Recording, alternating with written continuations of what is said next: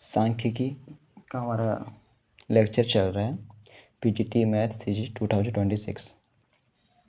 आज का हमारा टॉपिक रहेगा स्पेशल चतुर्थक विचलन, जिसको बोलते हैं क्वार्टाइल डेरिवेशन। इससे पहले अपन कई सारी चीज़ें पढ़ चुके हैं। आज हम देखेंगे परास भी देखेंगे और चतुर्थक विचलन। आपको परास तो मैं बता चुका हूँ, बहुत ही सिंपल सा है ना, कि गिवन डाटा, यदि डाटा दिया गया है तो डाटा का सबसे मैक्सिमम वैल्यू और सबसे मिनिमम वैल्यू दोनों का डिफरेंस को क्या बोलते हैं, रेंज बोलते हैं, परास बोलते हैं, विस्तार बोलते हैं। डेफिनेशन पढ़ के देखो, the range is the difference between the maximum value and the minimum value in the data set. जैसे डाटा सेट दिया है 1 2 3 4 5, तो मैक्सिमम वैल्यू क्या है यहाँ पे, मैक्सिमम वैल्यू यहाँ पे 5 है और मिनिमम वैल्यू क्या है 1 है। तो रेंज क्या होगा, maximum number minus minimum number. तो 5 माइनस 1, तो 5 में से 1 गया 4, ये हमारा रेंज होता है। यानी कि यहाँ पे ये समझ में आता है कि रेंज जो होता है first part and last part पर निर्भर करता है, बीच के वैल्यू पर निर्भर नहीं करता है। फर्स्ट एंड लास्ट कहना चाहिए चरम बिंदु। चरम बिंदु का मतलब होता है first part and last part, है ना। इधर से भी फर्स्ट बोल सकते, इधर से भी फर्स्ट। चरम बिंदु पर निर्भर करता है परास। तो आई होप समझ में आया होगा रेंज कैसे निकालते हैं। अब देखते हैं अपन फाइंड द क्वार्टाइल डेरिवेशन, बोलते हैं चतुर्थक विचलन, यानी कि शॉर्ट में बोलते हैं क्यूडी। क्या बोलते हैं, क्यूडी।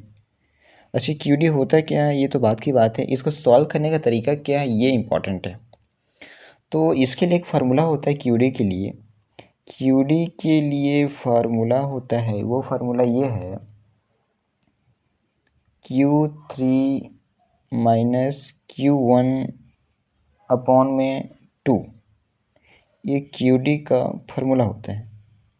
तो बोलोगे Q1 और Q3 कैसे निकालेंगे, तो यहाँ पे क्यू के का फार्मूला होता है K और n प्लस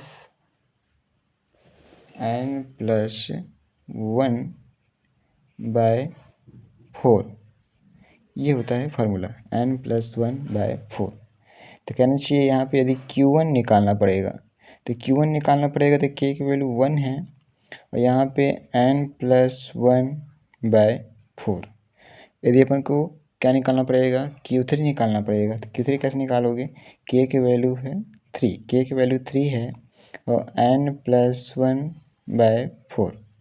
तो यहाँ पे n क्या है, तो n जो है गिवन डाटा में जितने नंबर होते हैं ना वो n होते हैं।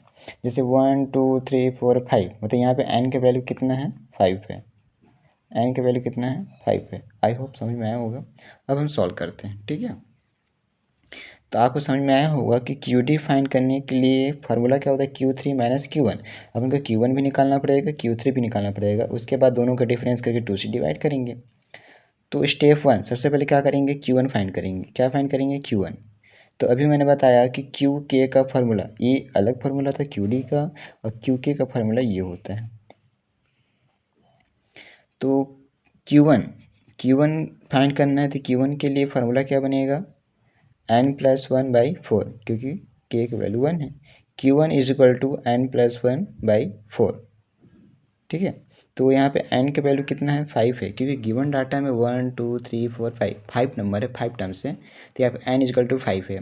तो फार्मूला में पुटअप करो, Q1 का फार्मूला अभी मैंने बताया क्या होता है, n+1/4। तो n की वैल्यू 5, 5 + 1/4, 5 1 6/4। 4 में से 6 की डिवाइड करोगे तो 4 एकम 4, 4×5 = 20, मतलब 1.5 का पोजीशन आएगा। कौन सा पोजीशन आएगा, 1.5 का पोजीशन आएगा। तो 1.5 का पोजीशन देखो यहाँ पे, ये पहला पद हो गया, ये दूसरा पद हो गया। तो भाई इन दोनों के बीच का आ रहा है ना, तो इन दोनों के बीच का वैल्यू क्या होगा, तो इन दोनों के बीच देखो यहाँ पे टर्म्स, ये टर्म्स का वैल्यू है, यहाँ पे हमारा डाटा दिया गया है। तो यहाँ पे 1.5 पोजीशन आया है। तो 1.5 पोजीशन मतलब कि पहला पोजीशन दूसरा पोजीशन, यानी कि इन दोनों के बीच का पोजीशन। तो इन दोनों के बीच का पोजीशन कैसे निकलेगा, सिंपल सा है, एवरेज वैल्यू, इन दोनों को प्लस कर दो और 2 से डिवाइड कर दो, इन दोनों के बीच का वैल्यू आ जाएगा। तो वही काम अपन किए हैं, है ना। 1 को और 2 को, इन दोनों को प्लस किए और इन दोनों को प्लस करके 2 से डिवाइड करेंगे तो इन दोनों के बीच का पद आ जाएगा। तो 1 + 2 डिवाइडेड बाई 2, इस तरीके से 2 और 1 प्लस करोगे तो 3/2 और 3 को 2 से डिवाइड करोगे तो 1.5। तो अपने का क्या आ गया यहाँ पे, Q1 का वैल्यू आ गया। किसका वैल्यू आया, Q1 का। Q1 का वैल्यू कितना आ गया, 1.5 आया। ठीक है, ये अलग है ना, ये पोजीशन को शो कर रहा है, अभी गिवन डाटा का वैल्यू शो कर रहे हैं। मैं आपको एक अलग से एग्जांपल लेके बनाऊंगा तो आपको और अच्छे से क्लियर होगा।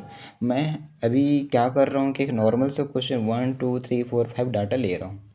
ठीक है, अब स्टेप 2 अगला पेज में देखते हैं। तो स्टेप 2 यहाँ पे हम लोग क्या फाइंड करेंगे, Q3 फाइंड करेंगे। तो मैंने बताया Q3 का फार्मूला क्या होता है, n+1/4 और यहाँ पे 3 रहेगा, है ना, पीछे मैंने बताया 3n+1/4। ओके, तो यहाँ पे n का वैल्यू कितना है, 5 दिया था, क्योंकि डाटा कितना था 1 2 3 4 5, 1 2 3 4 5, मतलब n का वैल्यू कितना है, 5 है। मैं फिर से बता रहा हूँ, ये 5 नहीं है, यहाँ पे 1 2 3 4 5, ये 5 दिया। ठीक है, तो इसमें वैल्यू पुटअप करो, Q3 = 3, 5 + 1/4, n के वैल्यू 5 पुटअप किए।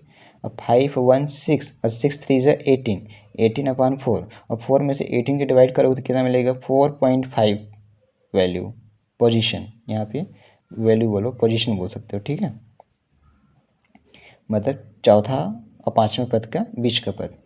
तो यहाँ पे 1 2 3 4 5, मतलब 4 टर्म्स एंड 5 टर्म्स, इन दोनों के बीच का टर्म्स।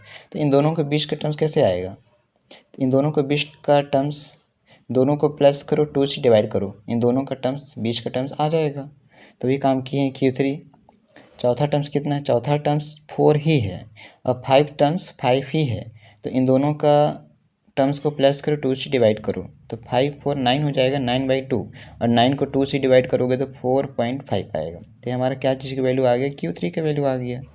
Q3 कितना आ गया, 4.5। ये वैल्यू है ना, ये वैल्यू है और ये पोजीशन था। ओके, स्टेप C, तो मैंने अभी QD का फॉर्मूला बताया। QD का फॉर्मूला क्या होता है, Q3 - Q1 अपॉन में 2। तो Q3 का वैल्यू कितना है, 4.5 आया, Q1 का वैल्यू 1.5 आया। दोनों को माइनस करो, 2 से डिवाइड करो, दोनों को माइनस करोगे तो कितना मिलेगा, 3/2, और 3 को 2 से डिवाइड करो तो क्या मिलेगा, 1.5। क्या आएगा, 1.5। आई होप आपको समझ में आया होगा। इस क्वेश्चन को अपन क्या करेंगे, एक अदर एग्जांपल से लेके एक बार और सोल्व करेंगे तो आपको अच्छे से क्लियर होगा। ऐसे इसमें ज़्यादा डिफिकल्ट नहीं, आपको फार्मूला मालूम होना चाहिए। एक फार्मूला तो QD का, Q3 - Q1/2, और एक QK क्या चीज़ का फार्मूला, QK का फार्मूला मैंने बताया K और n+1/4।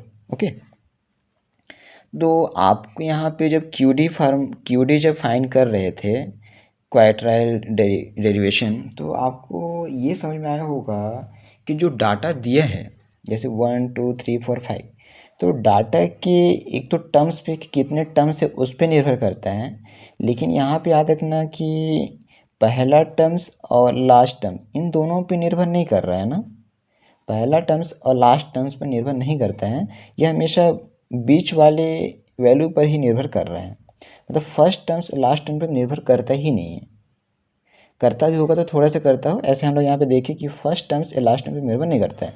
मान लो यहाँ पे क्या रहता है, यहाँ पे मान लो कि 5 रहता है। ओके, और यहाँ पे क्या रहता है, 10 रहता है, यहाँ पे 5 रहता है, या तो मान लो कि यहाँ पे 5 रहता है, यहाँ पे 10 रहता है।